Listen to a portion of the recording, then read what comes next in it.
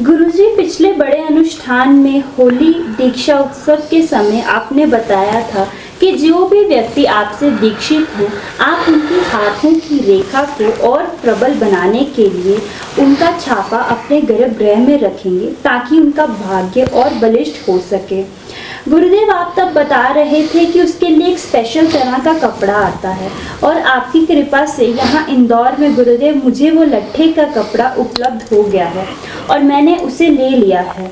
गुरुजी, अब आप मेरा मार्गदर्शन करें कि उस लट्ठे के कपड़े के लिए मैं कितनी इंक लाऊं और इस कार्यक्रम का क्या समय रहेगा।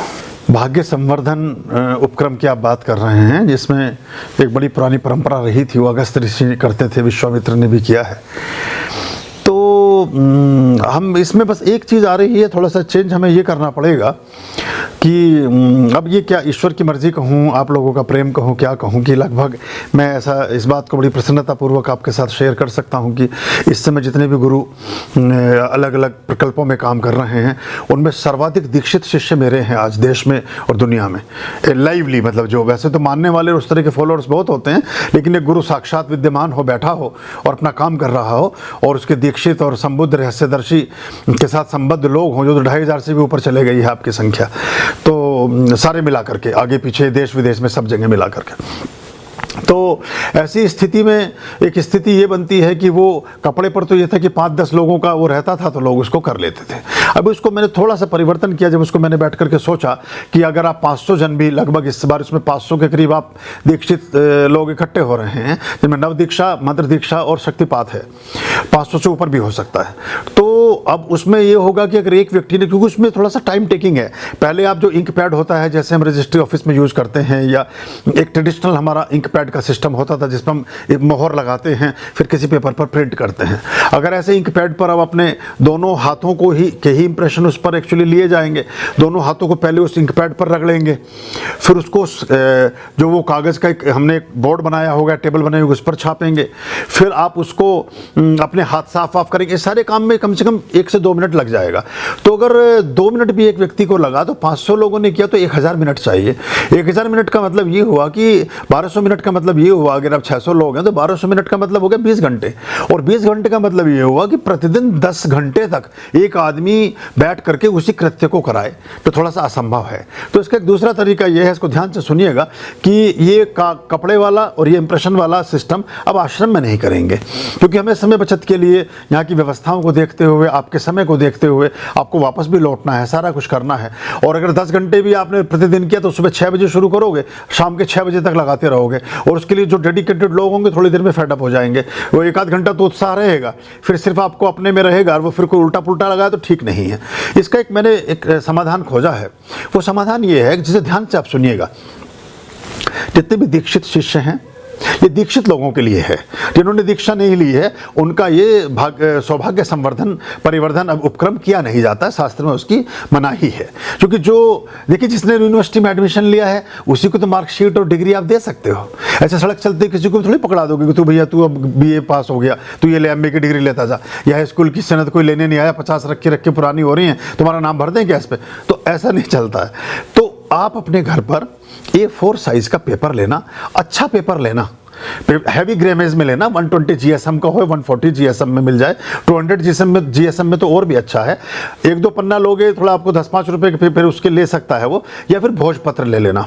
भोजपत्र भी A4 साइज के आसपास का हो, और A4 पर मैं ऐसा समझता हूँ कि अगर आप अंगूठे को थोड़ा सा क्लब करके ऐसे चढ़ा करके ऐसे करोगे तो आपके शायद दोनों हाथ के निशान थोड़ा आड़े तिरछे भी करके ऐसे छाप सकते हो, जिस पर आपके दोनों पंजों के निशान आ जाए ठीक से, और आपके ये चक्रास वगैरह उसमें ठीक से प्रिंट हो जाएं। और उसका एक ही तरीका है, ज़्यादा शॉर्टकट मत मारना, ज़्यादा कंजूसी मत बरतना। एक इंक पैड ले लेना बाजार से, 10-50 रुपये का जितने का भी मिलेगा। इंक पैड समझते हैं जिससे मोहर लगाते हैं, वो बैंकों में रखा रहता है, सब जगह रखा रहता है, आपके घर में होगा बहुत लोगों के, नहीं है तो ले लेना। उससे ही इंप्रेशन ठीक से प्रिंट होते हैं।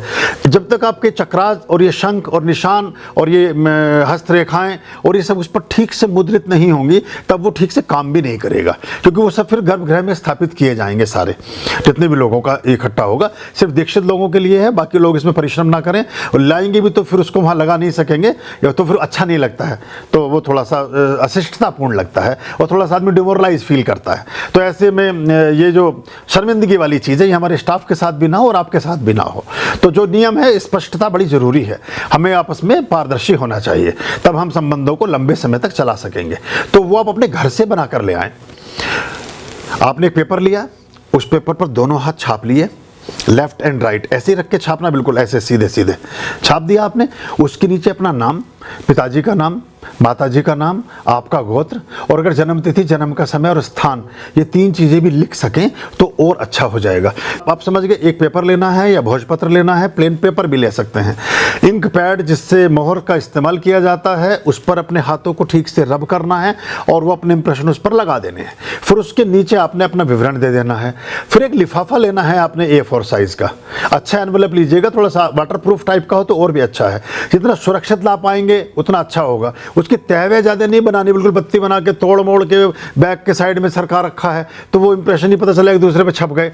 सुरक्षित करके ठीक से जैसे हम दस्तावेजों को लेकर चलते हैं ऐसे लाइएगा, जितने वो साफ रहेंगे उतना अच्छे होंगे आपके इंप्रेशन। एक लिफाफे में रखना, लिफाफे पर आश्रम का नाम लिखना और प्रेषक में अपना नाम लिखना।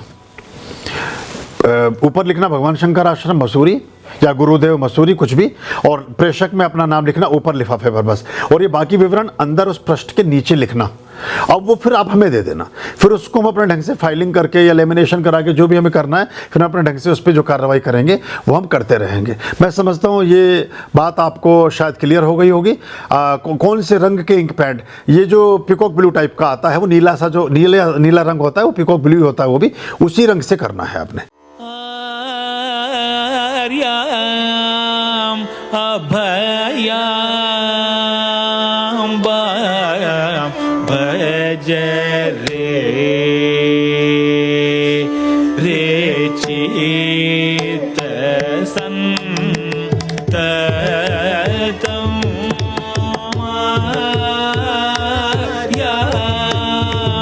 अभयाम भज रे